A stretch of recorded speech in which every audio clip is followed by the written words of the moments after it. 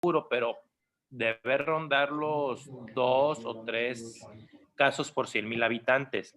O sea, aquí nada más sí quiero recalcar que esta enfermedad es de gente en edad productiva, justo la edad productiva, de hecho, de 20 a 45. Entonces, en ese aspecto es donde determina más su comorbilidad, porque es una enfermedad muy discapacitante.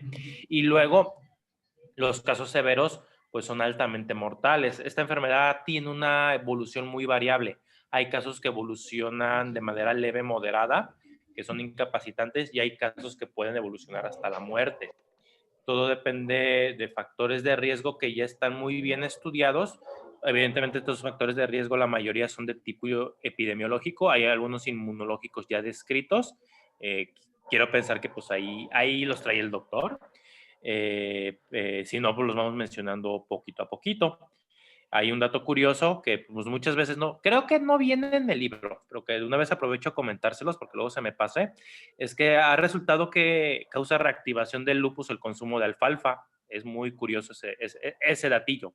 Eso es como extra. Lo que me interesa es que sepan los factores de riesgo, pero los vamos viendo poquito a poquito cuando toque, ¿ok? Continúa, Doc.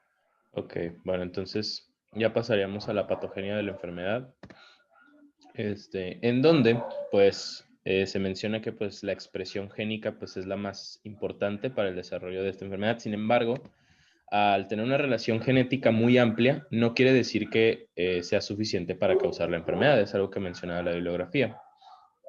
De hecho, pues se mencionaba que la primera manifestación de expresión génica que se encontró era que había una mayor incidencia de la enfermedad en gemelos monocigóticos que en disigóticos. Entonces es lo que se menciona. Se mencionaba también que pues una de las principales causas de expresión génica es que haya una afección en el complejo mayor de histocompatibilidad o el MHC. Este se va a encontrar en el brazo corto del cromosoma 6 y pues los alelos más afectados de estos es el HLA-DR2 y el HLA-DR3.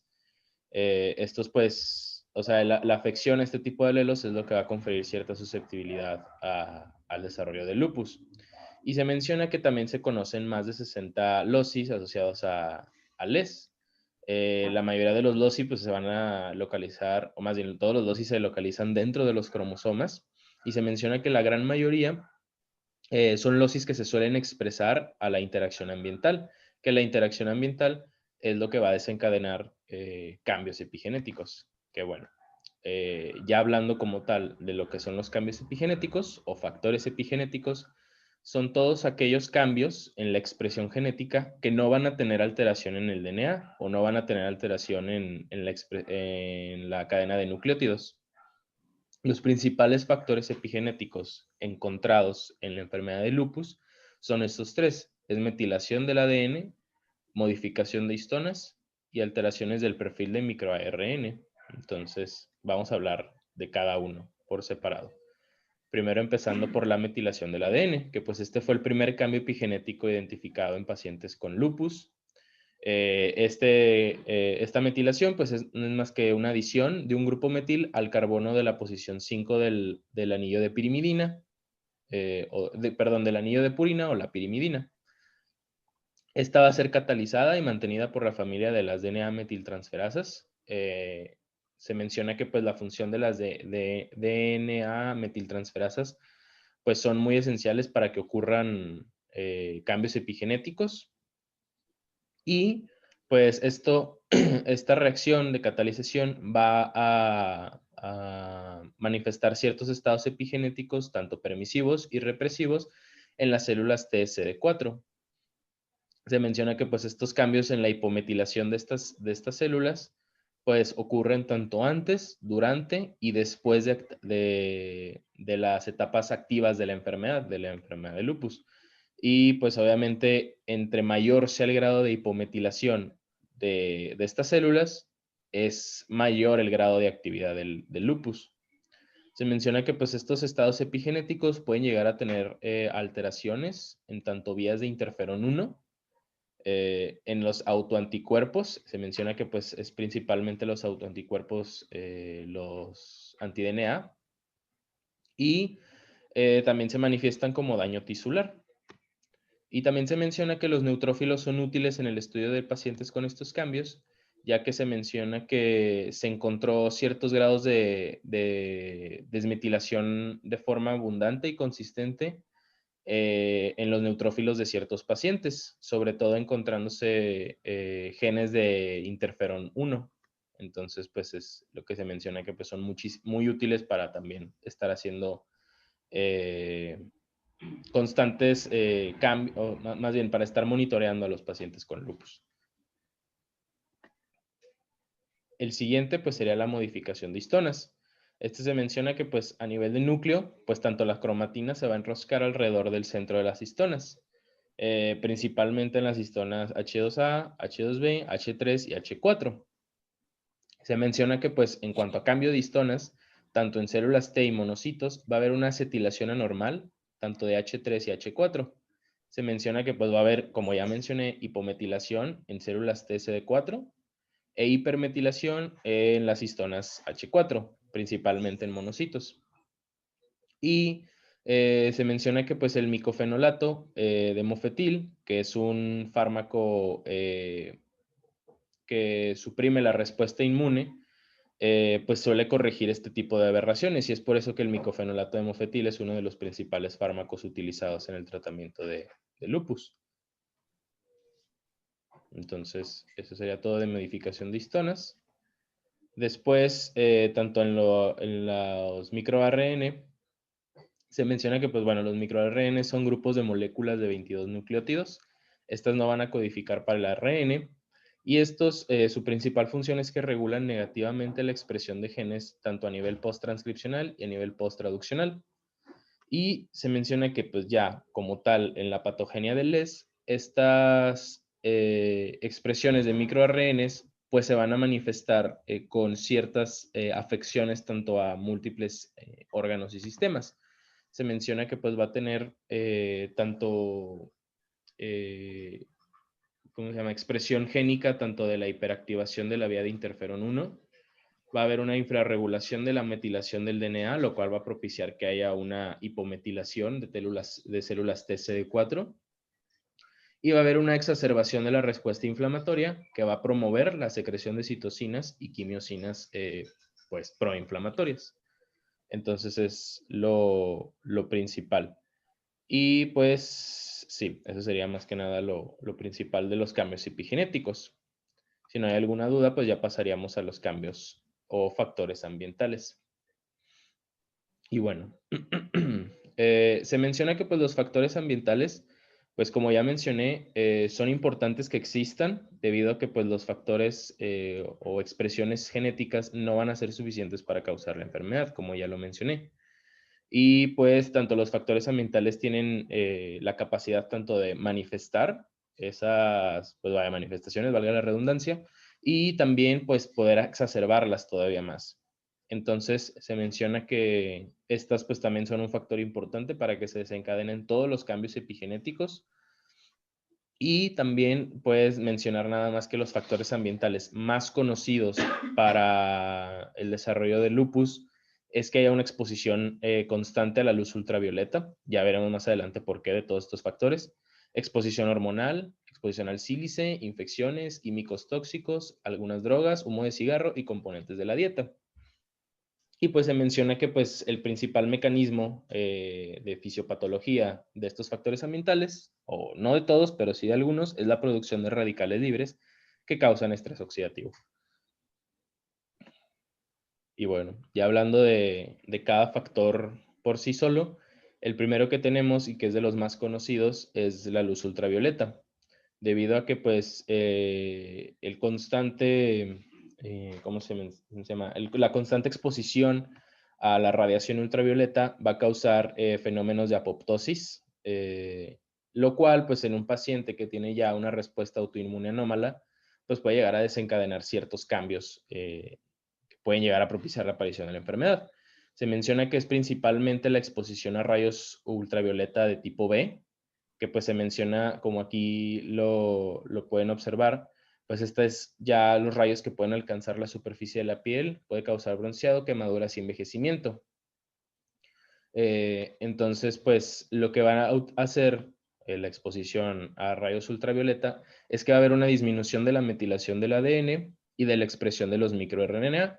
Y también pues va a haber DNA metiltransferasas, perdón, en células T. Entonces es como funciona el mecanismo patológico de la luz ultravioleta. Después tenemos los estrógenos. Estos, pues los estrógenos son también uno de los principales pues, factores ambientales y es por eso una de las razones probablemente por las cuales afecta más que nada a mujeres. No se conoce muy bien y esta es la teoría que hace o más bien que da el dato de que más mujeres suelen ser afectadas por esta enfermedad. Se menciona que pues los principales causantes de la manifestación es que son, bueno, más bien son los receptores de estrógenos, que pues los receptores de estrógenos van a pertenecer a las familias de receptores nucleares y también funcionan como cofactores de transcripción que van a regular la expresión génica. Entonces, pues van a existir tres receptores de estrógenos, que son los alfa, los beta y otro que no me acuerdo muy bien cuál era. Pero pues los principales van a ser la señalización de estrógenos a través del receptor alfa, que pues al existir este tipo de señalización va a facilitar que haya un reclutamiento de receptores de estrógenos de varios cofactores y por lo tanto va a haber una infrarregulación de la expresión génica. Va a haber también un incremento en el nivel de estrógenos, o sea, obviamente en pacientes mujeres, y niveles reducidos de andrógenos. Es por eso que pues es muy poco común que se presente la enfermedad en hombres. Y pues muchas de las mujeres... bueno, de hecho se menciona que los niveles reducidos de andrógeno se deben, pues que hay un aumento en la actividad de la aromatasa, que es una enzima que va a convertir los andrógenos en estrógenos. Entonces es por eso que es muy poco común en hombres. Y pues también los estrógenos van a aumentar también el riesgo de recaída en mujeres, debido a que pues tanto en embarazadas como en personas expuestas a estrógenos, pues como aquí mismo lo dice el párrafo, pues están constantemente expuestas a estrógenos y como los estrógenos ayudan a que se manifieste o se exacerbe la enfermedad, pues ayudan bastante a las manifestaciones. Después tenemos la hormona prolactina. Esta, como ya la vimos en endocrino, pues es una hormona principalmente producida en la adenohipófisis. Esta, pues tiene la característica de que pertenece a la red de interacción inmune neuroendocrina. Por lo tanto, pues es también una hormona que va a tener participación en la respuesta tanto inmune innata como en la adaptativa. Y pues se menciona que también participa en procesos inmunitarios de inflamación local e inflamación generalizada. Se menciona que pues la mayoría de los pacientes o algunos pacientes que tienen lupus pueden llegar a presentar hiperprolactinemia, que es también una de las principales manifestaciones en los pacientes. ¿Y qué más? Y bueno, y también pues tiene muchísima participación en la activación del LES durante el embarazo. O sea, como ya mencioné, el embarazo pues es un constante estímulo de estrógenos, además de que también muchas de las pacientes embarazadas pueden llegar a presentar hiperprolactinemia. Además de que también muchos pacientes que presentan nefritis lúpica también van a llegar a presentar cambios en la secreción de prolactina. Entonces, pues es prácticamente como un factor clave para el desarrollo de este tipo de manifestaciones. Después tenemos las infecciones. Se menciona que pues los principales, bueno, más bien se mencionaba que aquí no se tenía muy claro como tal el papel o más bien sí, o sea, el papel protector de algunos virus debido a que pues la bibliografía lo mencionaba, que existían ciertas infecciones que podían llegar a propiciar un factor protector. Aquí se menciona que pues tanto el virus de Epstein-Barr como el citomegalovirus, como además ciertas enfermedades bacterianas que sean gram negativas, pueden ser disparadores del lupus. Y por el otro lado se menciona que algunas bacterias o virus como Helicobacter pylori y el virus de la hepatitis B, así como otras infecciones parasitarias, se menciona que pueden llegar a ser un factor protector. La verdad, el libro no mencionaba por qué, pero lo que sí mencionaba era el porqué de las bacterias gram negativas. Se mencionaba que las bacterias gram negativas, uno de los principales componentes de su pared celular, son los lipopolisacáridos. Y se menciona que los lipopolisacáridos pues tienen o la función, o más bien una de sus funciones, es que pueden llegar a activar los receptores tipo TOL o los TOL-like receptors. Y estos pues van a aumentar los TLR de tipo 4, las cuales pues tienen un factor de estimulación de células mieloides. Por lo tanto, pues van a presentar o va a haber una presentación antigénica de células T, o a las células T más bien. Entonces, ese es uno de los factores por los cuales las infecciones propician también lupus. Tenemos también la muerte celular. La muerte celular pues es bastante común, incluso en individuos sanos, obviamente pues para propiciar que haya homeostasis, pero pues obviamente en pacientes donde hay un desarrollo de autoinmunidad, puede llegar a haber, además de la muerte celular como tal, acumulación y externalización de autoantígenos nucleares, en las que puede haber posterior producción de autoanticuerpos. Se menciona que pues los principales mecanismos por los que puede existir muerte celular pues es apoptosis, es la necrosis primaria y secundaria, y la netosis, que la netosis es un mecanismo por el que los antígenos, autoantígenos nucleares o los anti-DNA pueden ser modificados y liberados al espacio extracelular a través de una forma especializada de muerte celular de neutrófilos. Entonces, pues como mencioné anteriormente, pues también los neutrófilos sirven muchísimo como un factor de monitorización para los pacientes con lupus.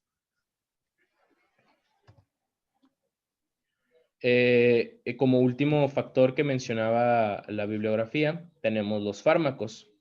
Se mencionaban algunos fármacos principales, tanto como la procainamida, que pues este es un fármaco que tiene la capacidad de disminuir la excitabilidad de la célula cardíaca. Entonces creo que se utiliza para el tratamiento de arritmias. La hidrasalacina también es un potente vasodilatador periférico de acción directa que actúa sobre las arterias y va a causar, pues, por lo tanto, una relajación del músculo liso arteriolar. Y tenemos la quinidina, que este sí es como tal un antiarrítmico, e inhibe la recuperación de la excitabilidad del tejido despolarizado a través del bloqueo de la entrada rápida de sodio. Entonces, pues se menciona que pues muchos de estos fármacos pueden llegar a propiciar la aparición de lupus.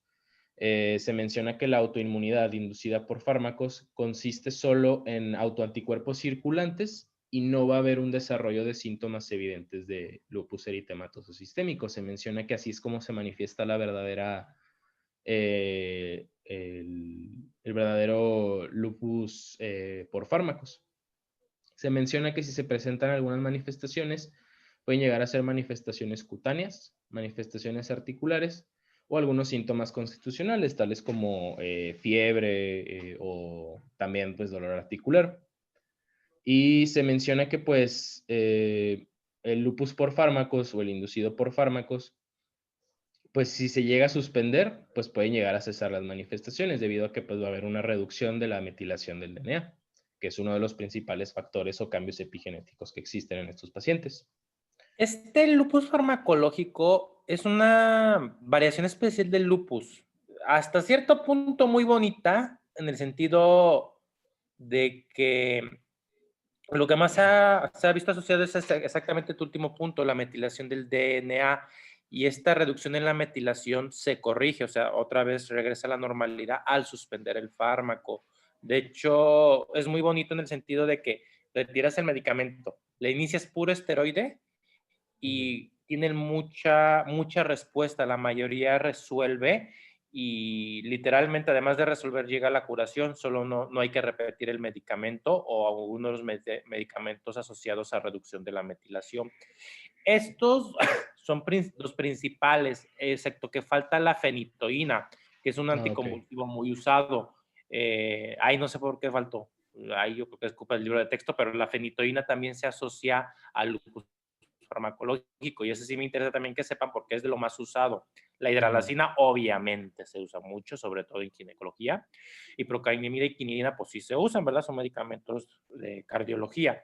pero sí deben entender que son medicamentos de uso frecuente, por eso es importante y de uso crónico, algunos. La hidralacina, la verdad, es de uso agudo casi siempre, no lo usamos en tratamiento de hipertensión comúnmente, solo se usa para preeclampsia prácticamente. Son casos aislados que los ponemos continuo.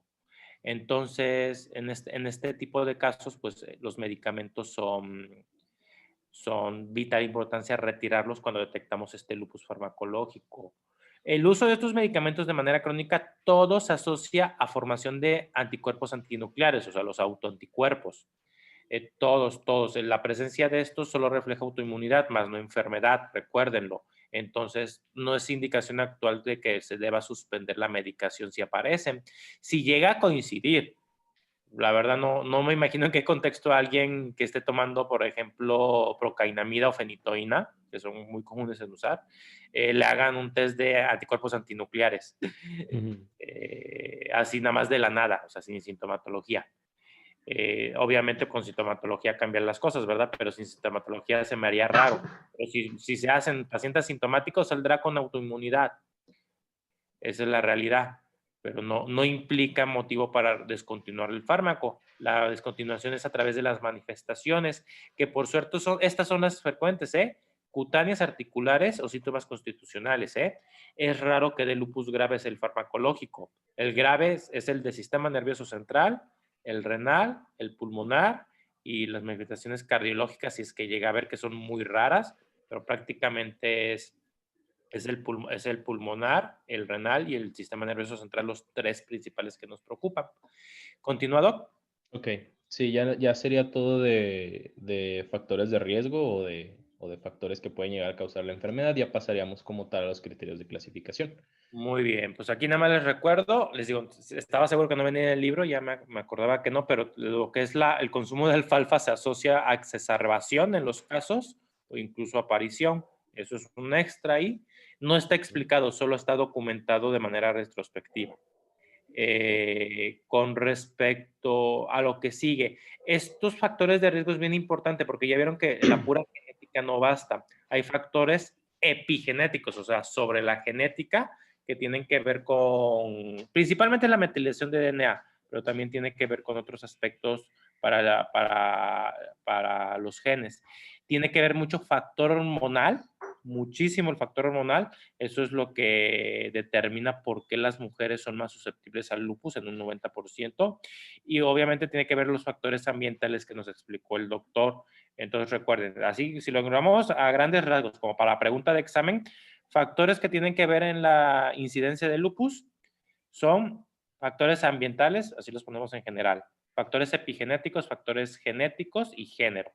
Yo creo que, bueno, o hormonal, si no quieren poner género, hormonal y factores hormonales. Yo creo que así los podemos englobar. Se explicó muy bien, por eso tenemos que, de la cuestión hormonal, quiero hacer hincapié en esta parte que por esto el lupus es peligroso en el embarazo. Hay un buen motivo por el que hay que cuidar mucho a las pacientes lúpicas que no se embaracen. Y no es como la artritis reumatoide, que yo les dije que la artritis reumatoide que hasta se les quita la artritis con el embarazo y que realmente lo relevante en la artritis reumatoide solo es quitar los fármacos que pueden causar aborto o malformaciones al bebé. En caso de lupus, no. En el caso de lupus hay que tener mucho cuidadito porque el embarazo exacerba el lupus y de manera grave. Continúa, Doc, dando los criterios. Ok, bueno, ya vamos a pasar tanto criterios de clasificación. Pues se menciona que pues es importante siempre llegar al diagnóstico certero y rápido, sobre todo del lupus, debido a que pues entre más temprano y se detecte más temprano, pues es más fácil erradicar la enfermedad o controlar muy bien la actividad de la enfermedad y pues también evitar que pues establezca ya un daño y que afecte la calidad de vida del paciente. Se menciona que pues, los criterios de clasificación son dados o su principal utilidad es para estandarizar a los pacientes e incluirlos también en estudios de investigación básica, clínica y epidemiológica. Se menciona que como tal los criterios de clasificación no son como tal para diagnosticar la enfermedad, debido a que la enfermedad se diagnostica por estudio de las manifestaciones clínicas de los pacientes, pero pues los criterios de clasificación pues ayudan muchísimo a, como lo dice tal cual, clasificar a los pacientes en esta enfermedad y se utilizan también como auxiliares para sustentar el diagnóstico. Se menciona que pues en caso de no cumplir todos los criterios o hay alguna confusión al momento de estar evaluando a los pacientes, pues siempre hay que referir a un especialista. Y se menciona, y uno de los principales factores de estos criterios de clasificación es que son criterios de tipo acumulativo. Quiere decir que no tienen que estar presentes todos los criterios al mismo tiempo, sino que pueden presentarse tanto en meses como incluso años. Entonces, pues, si un paciente al momento de estarlo evaluando presentó algún tipo de manifestación, no sé, digamos, una manifestación cutánea, y años después presenta alguna manifestación renal, pues de todos modos aún se va a seguir teniendo en cuenta el criterio de manifestación cutánea. Entonces es lo principal. De Y estos ah, criterios, antes de que sigas, hay sí, que no se entender preocupe. una cosa. Eh, Hay pacientes que no los van a cumplir y tienen lupus. Estos criterios engloban las manifestaciones más frecuentes, tanto a nivel del sistema nervioso central, tanto a nivel hematológico, a nivel renal, a nivel cutáneo, pero no puede englobar todo porque es muy variado el lupus. De entrada, por ejemplo, la hepatitis por lupus hasta se considera como tal, no existe. ¿Por qué? Porque se considera como una hepatitis autoinmune. Si ven en gastro la hepatitis autoinmune, los criterios de clasificación de presencia de anticuerpos antinucleares, datos de hepatitis, evidentemente por laboratorio de imagen, y presencia de anticuerpos antimitocondriales, ¿verdad? Y cuando los pacientes de lupus cruzan con una hepatitis, y se ve que es de origen autoinmune, obviamente, porque hay que buscar que es autoinmune, se clasifica como una hepatitis autoinmune agregada, como otra patología, porque la frecuencia de anticuerpos antimitocondriales es bien alta en estos pacientes, pero por ejemplo, este tipo de pacientes, pues a veces ni se considera a veces lupus, se empiezan como hepatitis autoinmunes y luego empieza con otras manifestaciones. Son casos raros, pero les pongo un ejemplo. Otra manifestación, por ejemplo, que no se cuentan muy seguido en los criterios de clasificación, son las manifestaciones cardiológicas. La miositis o la pericarditis o serositis asociada al lupus no se toma en cuenta en los criterios de clasificación como tal. Bueno, creo que en los últimos sí, la serositis, pero no se tomaban en cuenta. Serositis significa inflamación de membranas. Puede ser pericarditis, pleuritis, peritonitis, que esa sí para que vean es muy rara. Es más frecuente la pleuritis, por mucho. Ujú. Y la pericarditis creo que es la principal cardiológica, de hecho, pero hasta eso, esa es rara. Como son manifestaciones raras, no los toman. Y cuando un paciente los presenta, pues dificulta el diagnóstico, no va a cumplir los criterios completos. A veces sí, pero a veces no. Entonces, en ese sentido, es cuando ya entra el especialista, que es el que decide si sí o no clasificarlo. Por eso es una enfermedad difícil a veces de diagnosticar, prácticamente de especialista. Lo que nos sirve a ustedes es de que los conozcan los criterios para detectarlos, porque estos criterios es lo más frecuente, es lo que todos vemos, literalmente. Lo que les mencioné de la miocarditis, la pericarditis, peritonitis asociada al lupus, todo eso, son extremadamente raros reportes de casos, que se saben por los reportes de casos que existen, mas sin embargo no se tiene incluso una frecuencia de este tipo de manifestaciones porque son muy raras. Continuado. Ok, sí, doctor. Bueno, entonces el primer criterio, de hecho la bibliografía mencionaba nada más dos criterios que son los principales que se utilizan en lupus. El primero que se utilizaba antes, pues eran los criterios del Colegio Americano de Reumatología. Estos son de 1997. Y pues nada más es para mencionar algunos. Se menciona que el primer criterio pues es eritema malar. Está también el eritema discoide. Ya después, pues por el tiempo, pues ya hablaremos como tal de cada uno. Pero pues bueno, está el eritema discoide, está la fotosensibilidad, que el paciente presente úlceras orales, artritis, serositis, que era una de las principales que decía el doctor que era muy rara en algunos criterios, que no en todos se tomaba en cuenta. Trastornos renales, trastornos neurológicos, hematológicos, principalmente anemia hemolítica con reticulocitosis o leucopenia. También puede existir linfopenia o trombocitopenia y también otros trastornos inmunológicos como el aumento de anticuerpos antinucleares o también los anticuerpos antifosfolípido y sobre todo, pues como otro tal, un criterio por sí solo, son el recuento de anticuerpos antinucleares por encima de valores de referencia. Pues obviamente, aquí no lo puse, se me olvidó ponerlo, pero se requiere para estos criterios que presente por lo menos 4 de los 11 que se presentan aquí para ser clasificado como lupus. Se mencionaba que pues pues ya es un criterio un tanto viejo y pues tenía bastantes desventajas. Se mencionaba que pues muchas de las manifestaciones neuropsiquiátricas no se toman en cuenta en este criterio del Colegio de Reumatología. Se mencionaba que también pues toma en cuenta criterios como fotosensibilidad, que pues la fotosensibilidad se puede presentar en infinidad de patologías y en infinidad de pacientes, por lo tanto pues puede ser un poquito sobrevalorada y que no se tome en cuenta para personas con lupus. Y pues también se mencionaba que pues algunas manifestaciones, sobre todo las dermatológicas, pues estos criterios solo toman en cuenta como tal las manifestaciones por su morfología. Entonces se menciona que como muchos pacientes, a lo mejor, como estos criterios tienen que presentar 4, a lo mejor algunos pacientes bajo un criterio no tan objetivo puede llegar a estar muy sesgado, porque no toman en cuenta la demostración histopatológica de las lesiones cutáneas.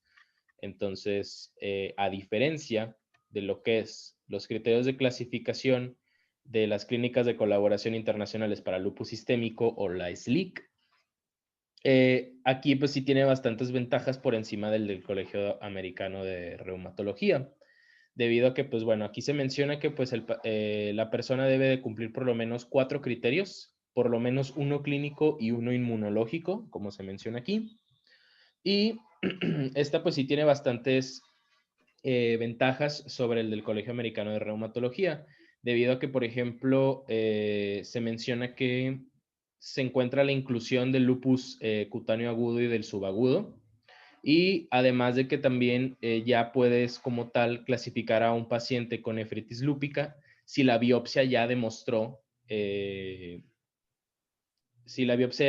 por ejemplo, que pues este paciente pues tiene como tal nefritis lúpica y ya no es necesario que se cumplan los demás criterios. Entonces, pues esta es una de las principales ventajas, que si una vez que ya demostraste por histopatología que un paciente tiene manifestaciones renales, pues ya no es necesario que cumpla más criterios.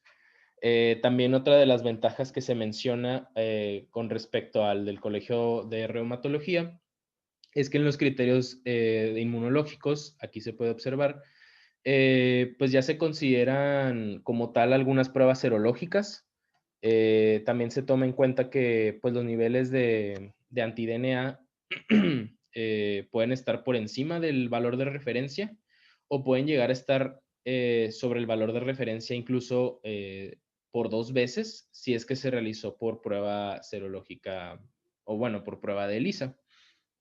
Se mencionan también que se encuentran ya los anticuerpos anti-beta 2, que también es importante en la patogenia del LES, y también se toma en cuenta la hipocomplementemia, que pues la hipocomplementemia es una disminución del complemento sérico, principalmente de C3 y C4. Y pues sí, o sea, nada más se menciona que pues este es un criterio pues el más utilizado. Pues suele ser más recomendable para canalizar a un paciente a algún especialista. Y pues sí, o sea, se menciona que pues se podría decir que son los criterios más completos como tal de todas las manifestaciones de lupus. Entonces, no sé si tengan alguna duda para ya pasar a los índices de actividad de la enfermedad. Estos criterios SLIC, ay, perdón, Doc. Sí, no Estos se preocupe, criterios doctor. SLIC son, digamos, muy útiles. Se me hace de lo mejorcito que salió ahorita. Tiene poquito, tiene unos 6 o 7 años. La verdad es que facilita mucho el diagnóstico a nivel de atención primaria, dado que le da una importancia muy relevante al factor inmunológico. Deben recordar que si tienes autoinmunidad no significa que tengas lupus. Recuerden que los anticuerpos antinucleares, ya hablamos de ellos en la clase, 7% de la población mundial los tiene y no tiene lupus. Entonces, pero te recalca muy bien la presencia de autoinmunidad, especificando ciertos aspectos como los anticuerpos SM y el DNA de doble cadena, por ejemplo, como anticuerpos específicos para lupus, además de los anticuerpos asociados a síndrome antifosfolípidos, que es de los principales de superposición, que se asocian al lupus también. Entonces, te engloba este aspecto y lo conjunta con la clínica. Ya con respecto a la cuestión de la clínica, obviamente se van las manifestaciones más comunes, que son las que ya vimos en los ACR del 97, ¿eh? Pero te engloba como para que tú por puntaje veas que necesitas clínica más inmunología para poder confirmar un lupus. Si tienes uno y no tienes el otro, obviamente no te sirve. SLEEK, solo sí te voy a hacer un hincapié. Sí. Considera SLEEK que si no tienes inmunología, puedes diagnosticar lupus con la clínica más biopsia renal. Si tienes Ah, estudio ok. patológico de nefritis lúpica, ya puedes confirmar el lupus sin necesidad de los inmunológicos. Eso es como un extra que no viene en la tablita. Ok. Nada más eso, pero es salvo ese caso. ¿Ok? Porque sí pasa a pacientes con glomerulonefritis en nefro que están en estudio, les hacen la biopsia renal y, uy, directamente sale lupus. Y o no les pidieron los laboratorios inmunológicos o los inmunológicos habían salido negativos en ese momento, porque pueden salir positivos después. Pero sí, para nada más agregar ese punto a los criterios SLEEK. La biopsia renal también cuenta, pero haz de cuenta que es como que si te ayuda a eliminar te ayuda a eliminar un punto en los inmunológicos, por lo menos. ¿Continúa, Doc? Sí, bueno, ya empezaría mi compañera con índices de actividad de la enfermedad. Bueno, buenos días. La siguiente, por favor. El hecho de que el lupus eritematoso sistémico sea una enfermedad tan compleja o con tantas manifestaciones clínicas como ya vimos, se desarrollaron diferentes índices para evaluar la actividad. Sin embargo, ahorita no hay ninguno que sea aceptado universalmente, hay diferentes que vamos a ir viendo. Y estos índices fueron creados con la intención de intentar hacer un poquito más homólogo la evaluación clínica del lupus, y algunos médicos lo emplean en la práctica clínica como auxiliares para pues identificar el aumento de la actividad del paciente con lupus y así tener seguimiento de los pacientes y facilita su evaluación y su tratamiento y así pues guía decisiones terapéuticas. Vamos a ver que van a existir dos tipos principales. Una son las escalas globales. Estas son las de SLEDAI y LAI, que vamos a ver ahorita más, yo digo que ya en la próxima clase. Y estas globales van a ser como una medición general de la actividad. Y por otro lado, tenemos escalas que son un poquito más específicas sobre la actividad de cada órgano y sistema, que es la de VILAC. Vamos a ver que en general todos los métodos incluyen resultados de estudios hematológicos o de química sanguínea, pero solo algunos, específicamente el SLEDAI-ILAI o SLEDAI-2K, que es el que se hizo para el año 2000, incluyen anticuerpos antinucleares, anti-DNA y niveles de complemento. Y pues esto va a ser importante porque son indicativos a una actividad principalmente renal. La siguiente, por favor. De los criterios SLEDAI, agrego, deben saber, hay una versión validada para la población mexicana, ¿eh? Sí, también Se los pueden traigo. se pueden usar los 2K, que creo que es el más usado en todo el mundo, pero en la población mexicana ya hay un SLEDAI MX, literalmente, así se llama, que es validado y es el que se usa menos en protocolos de estudios grandes aquí en México, que ya está validado para nosotros. Nada más para Sí, traigo ese también, doctor. Excelente. Vamos, continúa porque ya nos queda poco. Muy bien. Bueno, el primero que vamos a ver es el índice VILAC. Este fue hecho por el grupo de evaluación del lupus de las Islas Británicas. Este va a ser el que evalúa la actividad en las últimas 4 semanas en comparación con las 4 semanas previas. Como les dije, va a valorar de forma individual órganos y sistemas. La versión que fue corregida en el 2004 es la más empleada en la actualidad. Y como les dije, pues contiene en específico 9 órganos y sistemas. Van a ser constitucionales, mucocutáneos, neuropsiquiátrico, musculoesquelético, cardiorrespiratorio, gastrointestinal, oftálmico, renal y hematológico. Vamos a ver que en total va a tener 101 rubros y va a tener cada pregunta un valor entre el 0 y 4, donde 0 significa no presente, 1 una mejoría, o sea, mejoría en comparación a las 4 semanas previas, 2 es que está igual, 3 es que es peor, 4 es nuevo, o sea que esto no se había presentado antes, y pues así vamos a tener una actividad en cada órgano y sistema. La siguiente, por favor.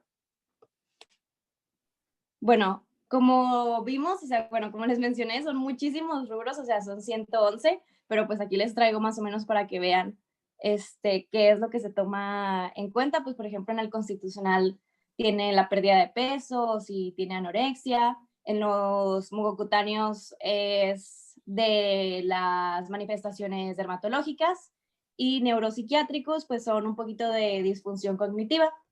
Si quieres, darle a la siguiente. Todos son todos ejemplos de los rubros que tiene. Vemos los musculoesqueléticos, cardiorrespiratorios, pues como dijo el doctor, es importante. Gastrointestinales, que también puede ser muchísimos, que ahí se mencionan. Y los oftálmicos, como queratitis, epiescleritis, que como vemos en oftalmo es muy importante, la escleritis. El que sigue, como les dije, son muchísimos, son 101. En los renales y hematológicos, estos, pues como ven, los puntajes son más de sí o no, si se presentan, no tanto si empeoró o no. El siguiente, por favor. Bueno, ahora vamos a ver que basados en este puntaje, cada Doctora, uno. si quieres, aquí lo dejamos, ya son las 10 en punto, no te apures. Ok. Quiero aquí especificar este punto. Ya vieron el VILAC. Esto ya vieron todas las manifestaciones conocidas y documentadas, porque hay otras que no están documentadas, pero documentadas que puede presentar el lupus. Ya vieron, o sea, por eso les digo, es muy extenso. Por eso los criterios de diagnóstico pueden fallar. La verdad es que 90% de los lupus sí los diagnosticamos con los criterios SLIC, ¿eh? 90%, 95% me atrevería a decir. Pero sí hay un pequeño porcentaje que ya vieron que hay tanta manifestación que pues no se puede considerar entre los criterios. Y el lupus tiene una variabilidad bastante impresionante en sus marcadores inmunológicos. La verdad, o sea, realmente lo más frecuente que sí se ve son los ANAs, y los ANAs son bien tramposos, los anticuerpos antinucleares, porque en muchos casos del inicio de la enfermedad no están presentes, aparecen después, llega a pasar. No es lo común tampoco, ¿eh? La verdad es que la mayoría de pacientes de lupus tiene anticuerpos antinucleares, pero a fin de cuentas llega a suceder algún caso así, sobre todo los cutáneos. Los cutáneos pueden tener ANAs negativos de repente. Gracias a Dios, el lupus cutáneo es de las manifestaciones más leves. Y pues bueno, ahorita esta es parte de los criterios de diagnóstico, los criterios de estado de salud o de pronóstico del paciente. Sé que son muy pesaditos. Sí son bien importantes y porque quiero que los conozcan. No quiero que se los aprendan al pie de la letra porque no es el objetivo. Yo creo que son muy extensos. Pero, por ejemplo, al pie de la letra me interesa que se sepan los SLIC porque están sencillos. Los SLIC son bien sencillos. Les voy a pasar una tablita que se ve más bonita de los puros SLIC, pero sí los considero muy sencillos como para aprenderse. Y los otros criterios que hemos visto ya vieron que son muy extensos. Solo quiero que los conozcan para que sepan para qué sirven. Sepan más o menos cómo determinamos cuando hay actividad grave o moderada o leve, sobre todo con VILAC, que es el más usado, la verdad. Perdón, el SLIC MX es el más usado en México, en el mundo es el 2K, disculpen, que son los dos que vamos a ver la siguiente clase. El VILAC sí se usa, pero es más de protocolo de investigación, hay una disculpa, es protocolo de investigación, lo usan como para estudio de ensayos clínicos, porque es muy extenso, no es práctico hacerlo en una consulta, el VILAC, no es nada práctico. Pero es el más extenso y más completo. Por eso sirve mucho en investigación, ¿ok? Pues es todo por hoy, chicos. Y no les quiero tomar más tiempo porque luego me regaña su maestro. No es broma, pero sí nos vemos mañanita, ¿eh? Estoy en punto en la hora. Esta vez nada más fue una cuestión del domicilio excepcional. Nos vemos en punto de la hora mañana. Sí, doctor, no se preocupe. Hasta mañana. Gracias, doctor. Muchas gracias. Hasta Hasta mañana. mañana. Gracias.